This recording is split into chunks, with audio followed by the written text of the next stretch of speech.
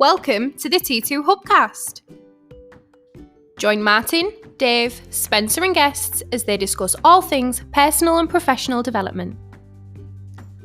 The T2 Hubcast, brought to you by the People Performance People.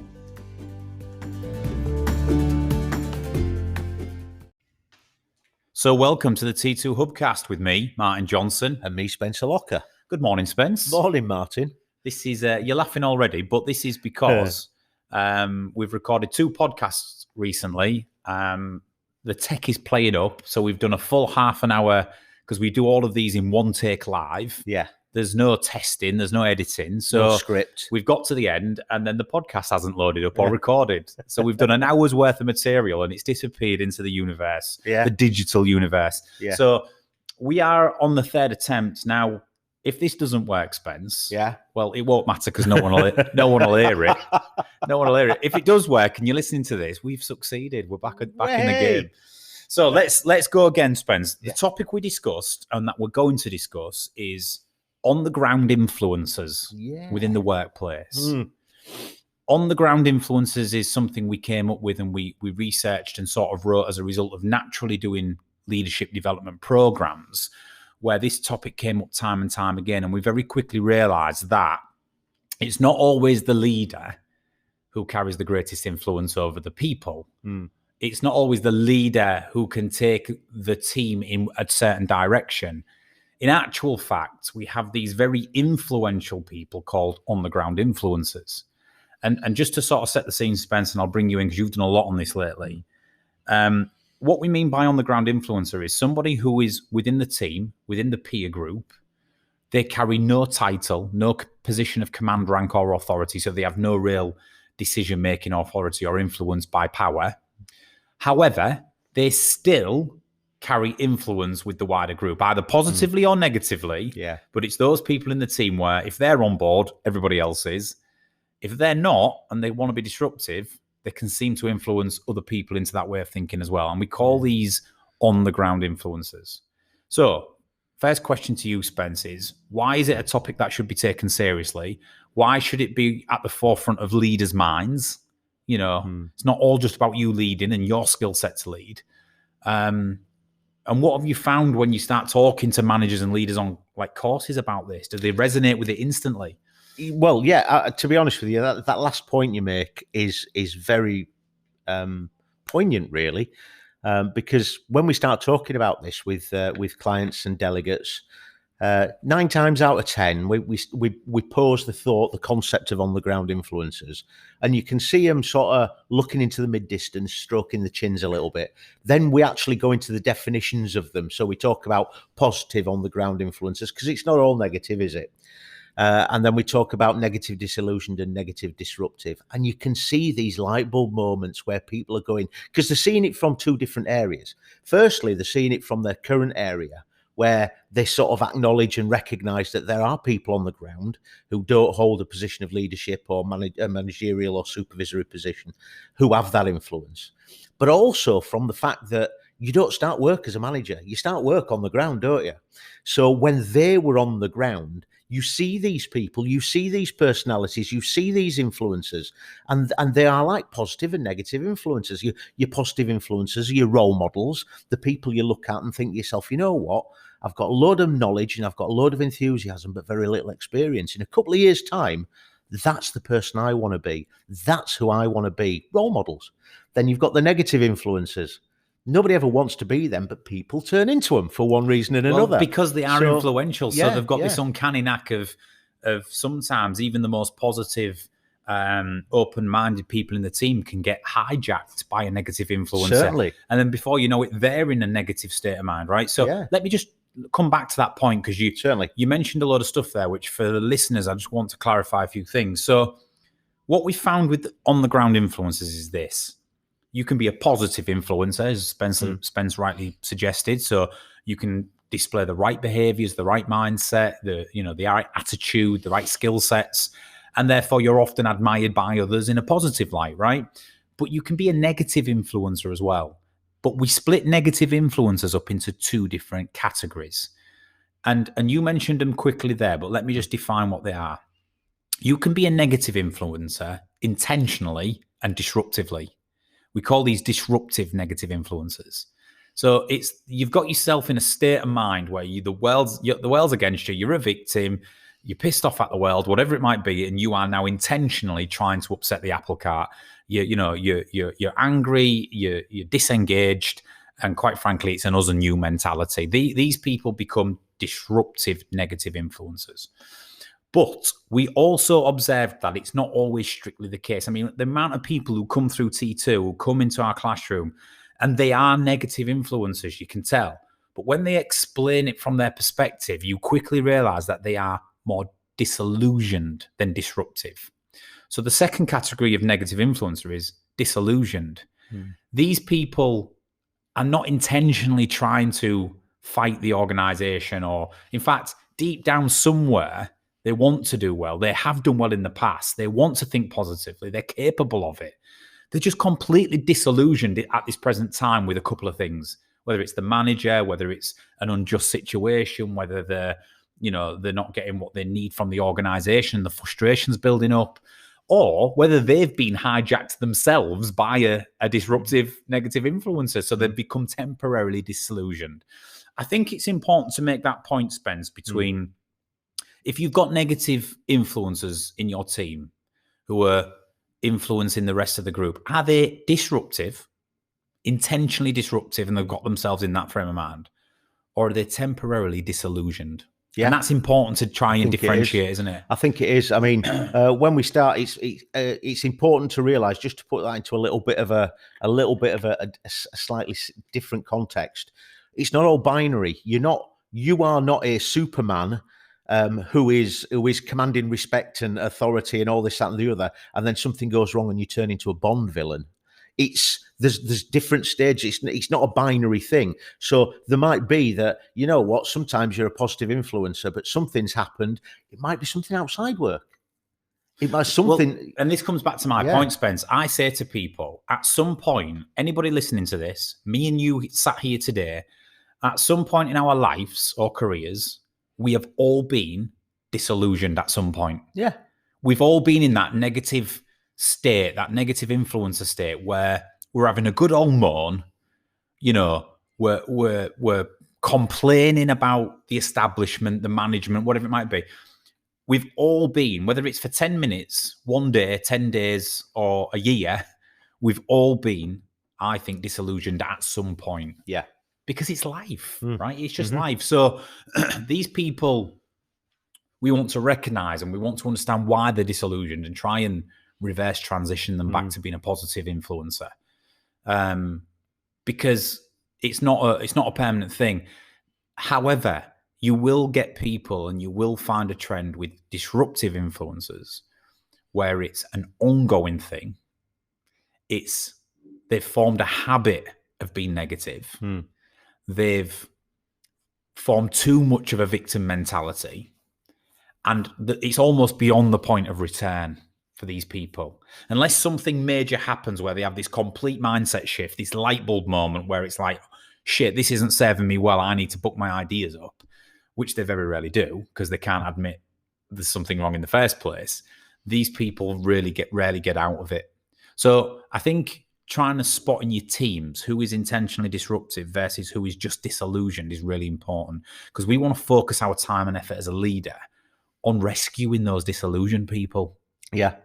And I think one of the things that quickly follows that, when we get these light bulb moments when we're working with delegates and clients, they get these light bulb moments, they recognize that there are these negative disillusion, negative disruptive and positive influencers. And it's quickly followed by, why are these people influencers? What makes a person an influencer? Great point. Well, we've done some research on this, and let's explain this right now, Spence. So we've found, haven't we, that there's 4 reasons that people become influential in the first place. Because there are some people in groups who are not entirely influential. They don't tend to influence the behavior or thoughts of the people around them, which is fine. We don't all have to be influencers. So there's a lot of people who are just middle ground. They're quite happy to follow. They're quite happy to, have their own thoughts, whatever it might be. But when people actually cross the line and become influential, positive or negative, what makes them influential in the first place? And we found there's 4 reasons for this. So this might give you, the listeners, a bit of an idea of as to think about your team, and if any of them fit the bill of these 4 descriptions, it's likely they're influencing people around them. The first one, Spence, credible through performance. People who are credible through their performance. Yeah. So these are people who turn up and actually knock it out the park. These are people who actually do the job.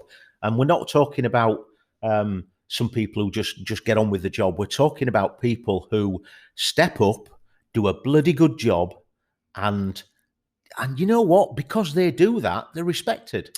Anybody who's great at what they do, whether it's a sports person, whether it's people in the working world, whatever it might be, if someone's good at it, you sort of look at them and that credibility shines through, so they become an influencer. You want to listen to them. You want to understand what they do that makes them so good, right? You want to follow.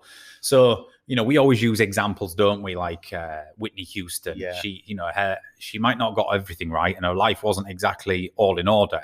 But when she stood up on that stage, there was nobody better. Yeah, she was credible through her performance. Yeah, we also use Serena Williams as well. Yeah, which who at the end of the day, she's many different things. She's an icon. She's just like Whitney Houston.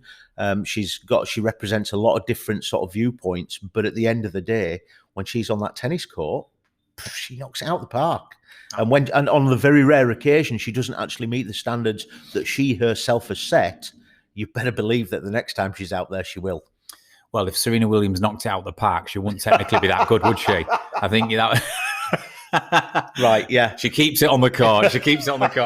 Well, yeah, I get your point. So the first type of influencer you will get in your team, in the workplace, are those who are credible through their performance. Other people see and observe the way they do the job, and because they're top of the table, they're good at what they do, people will follow them to some extent. They will listen to them. So they become an influencer. Yeah. The second type of influencer you can get is slightly different, but with as much impact at times, respected through experience.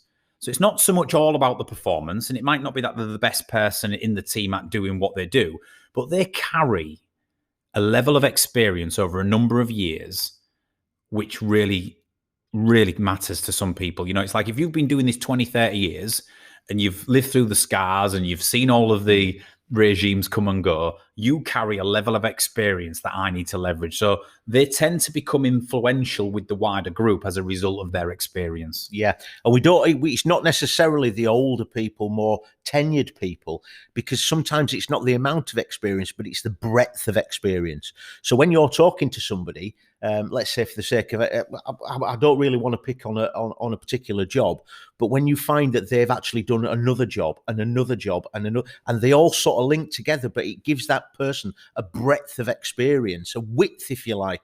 So yeah, it's just wow, they've done this, and right, okay, yeah, it breeds that respect. Yeah, well, listen, there's no substitute for experience, as people say, and to pull upon that, anybody who's been doing something a reasonable amount of time and is still around commands some respect. So they become influencers within the group. People look to the old guard. People look to experience, certainly under pressure, and when the chips are down, because it's likely they've been through this before, right? Yeah. So your first 2 types of influencer are going to be if your people are credible through their performance or if they're respected through experience.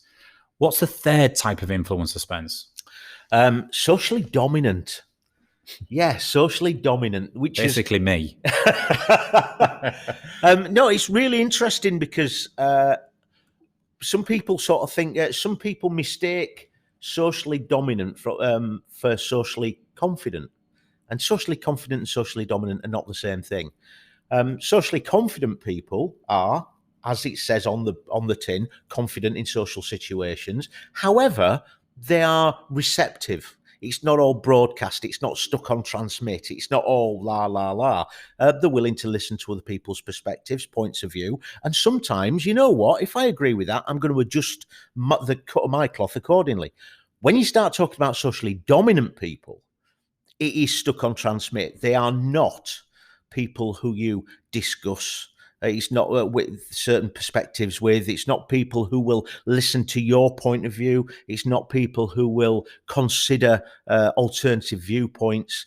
It is socially dominant. This is me. This is what I think. If you challenge that in any way, shape or form, or even if I think you're challenging it, I'm going to talk over you. Yeah. Overpowering, over-talking, aggression, confrontation. That is socially dominant people. We use examples, don't we, Spence, like Russell Brand. Yeah, Katie Hopkins. Yeah, Piers Morgan. Piers Morgan, yeah. These type of people, all smart people. I would not say, like even Katie Hopkins, I wouldn't say that she's not got a level of intellect. She knows what she's doing, as does Piers Morgan, as does Russell Brand. Now, I know Russell Brand's probably turned over a new leaf and he's more Buddha these days and, all the rest of it. However, when you think of these people in debate, when you think of these people expressing opinions, they don't allow for alternatives. They just don't. So they become socially dominant in their position, which intimidates other people into submission. That's what happens. And we find that you will have people in your teams in the workplace who are socially dominant. They're big characters, outspoken, very firm in their views, no filter, and they're unwilling to sometimes listen to alternatives, so they will just overpower.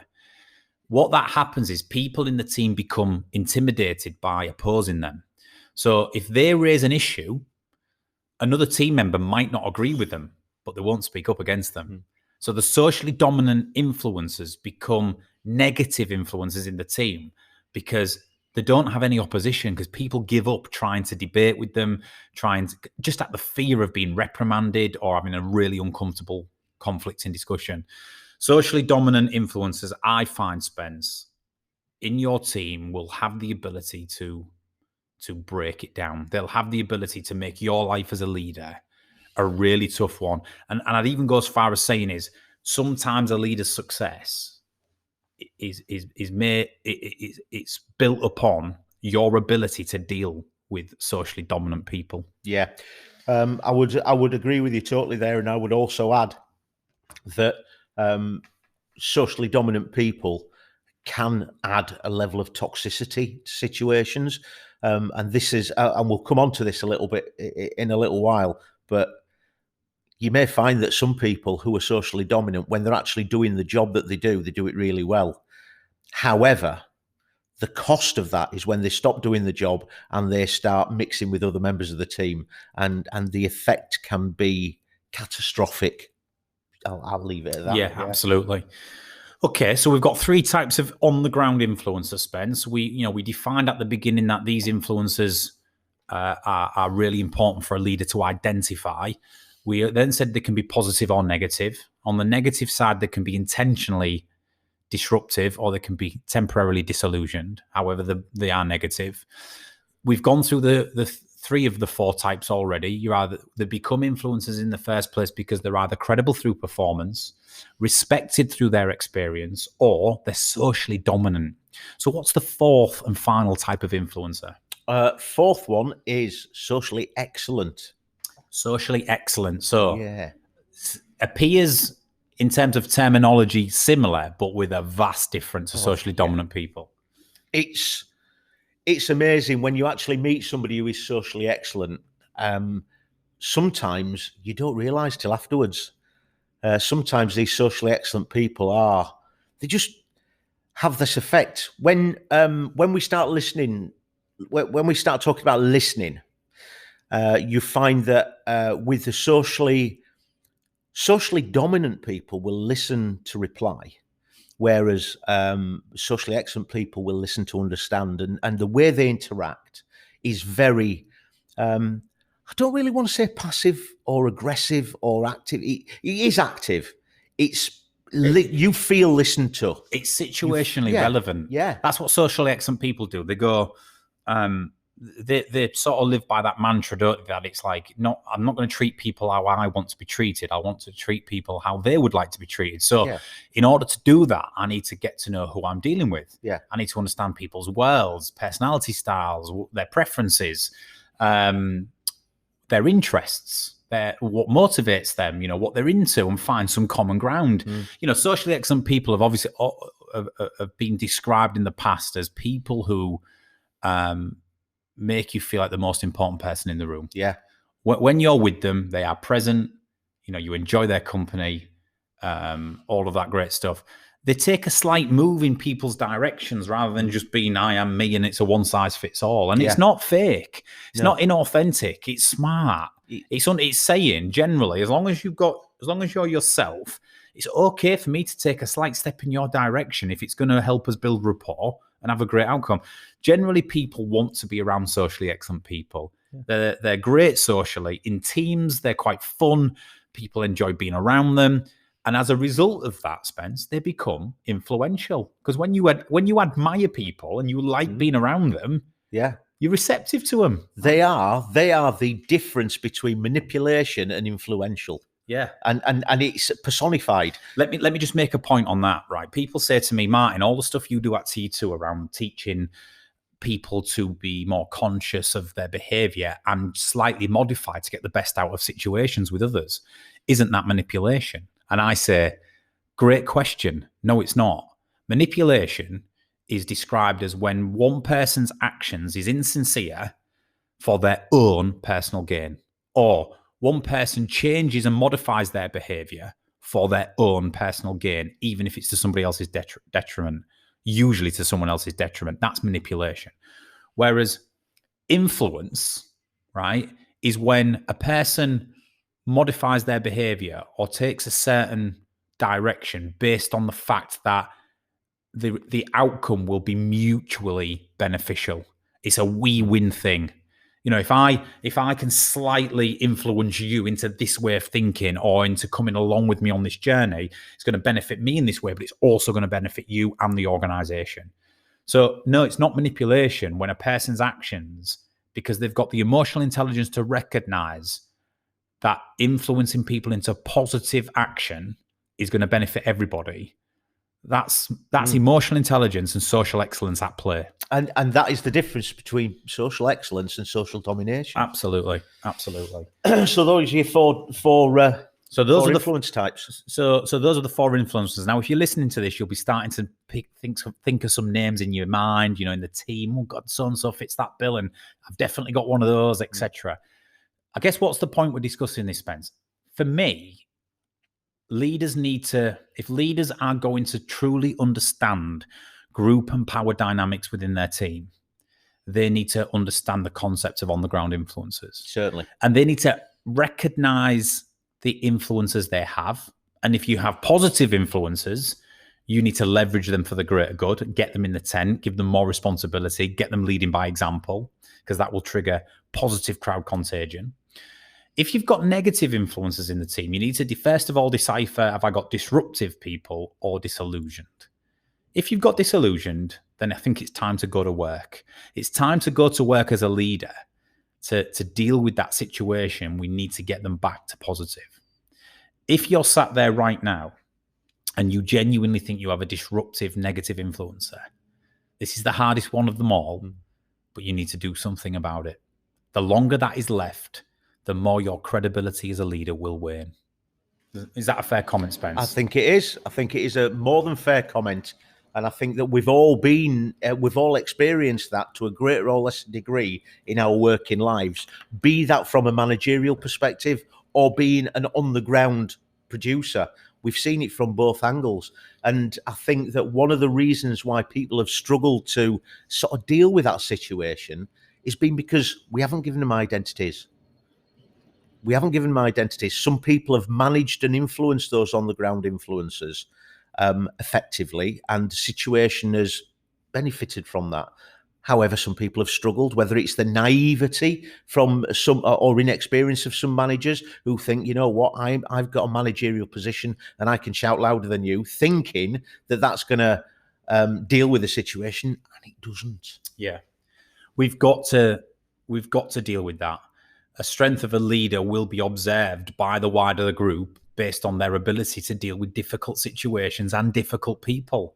The longer you tolerate the wrong behaviors, the wrong people, the more you will be frowned upon, looked upon as a weak leader. Certainly. And when that perception of your leadership is there, it's almost untenable.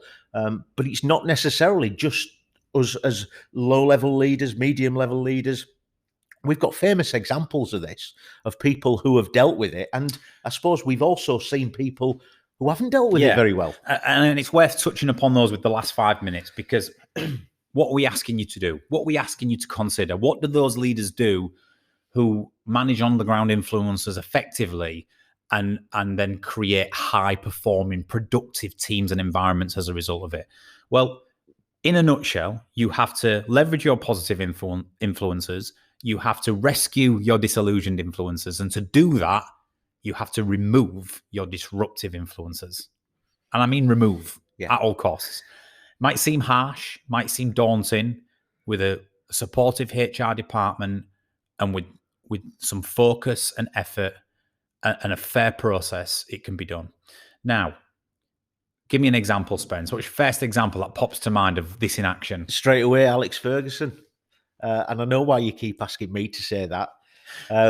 Spence is a Leeds United fan, so every time he has to praise Alex Ferguson, he does it through gritted teeth. So, yeah, arguably one of the most successful managers of the recent times, definitely of the last 30 years. Should we say 30 years? Absolutely. Yeah. Whether we're talking about the Premier League, whether we're talking about European football, world football, I suppose, to a certain degree. And there's a reason for that, isn't there, Martin? There is. I mean, if you think about Alex Ferguson, I watched a documentary with him recently after retirement as well about leadership, and he talks about control a lot. He needs to keep control of the environment to be effective, basically. And the one thing that would challenge his control is big characters, big personalities. People get a bit too big for the boots. People who start negatively influencing that training and within the wider group. So if you look at his record, one of the things he did was he was successful over that period of time with some fantastic squads, but also with some average squads. When you look back at some of the squads with Wes Brown and Johnny Evans and Smalling, and you look at squads with, the Nevilles and Darren Fletcher and Nicky Butt, and these players, I'm not saying there wasn't good players, but they weren't the Cristiano Ronaldos of the world, right? Yeah. He still won titles every single year, or won trophies most years, despite at times selling some of the most high-profile players Man United have ever had. Jaap Stam got too big for his boots. He was sold. David Beckham, prime of his career, the most valuable footballer on the planet as a franchise, as a brand by none, and he sold him because they started to become issues and problems. Yeah. There's a load of other examples of that in Man United, but Ferguson's Roy Keane, another example. Ferguson's view was this: if you're disrupting the environment, if you're bigger than the club, or you feel that you're bigger than the club, if you're challenging my leadership or control over the group, you're gone. Yeah. And it didn't matter how credible through performance, respected through experience, anything you are, you're gone. So he did that really, really well. And I think he managed to sustain a culture of performance throughout that entire 20-year period. Well, that was it, because people were looking at him and saying, you can't sell them, they're your best players. But he knew different. He knew what was going on behind. And you've got to bear in mind that when those big hitters, when those big players left, then there was a above average, but definitely average squads behind. And everybody thought, right, that's it. Man United, they're falling off a cliff. But they didn't, did they? No. They continued. No. And there's plenty of other examples like this, like Steve Jobs at Apple, etc. But the point we're making here is it can be done with strength of leadership, and understanding that although you might be about to take a short-term hit by selling your best players or removing people who can do the job, because that's what people get trapped in. This person is a negative influencer, but they're my best person on the shop floor, or they've been doing it 20 years and I can't replace that skill set. So you need to understand that short-term pain is worth the long-term gain when it comes to influencers. And with a minute left, Spence, let's wrap this up. Yeah. Managing on-the-ground influencers is incredibly important. Leaders think it's not always you that carries the greatest influence over the team. Quite often the peer group does. And if you've got positive people doing that, you can lead in a dinner suit. It'll be the easiest job in the world. If you've got negative influences, it could make your job incredibly difficult. Yeah. So you got to leverage your positive, rescue your disillusioned, and remove your disruptive at all costs. Yeah. Spencer Locker, enjoyed that. Good stuff, Let's Martin. hope it's recorded. If you're listening to this, we're back in the game. Got there. And we'll be back shortly with another T2 Hubcast.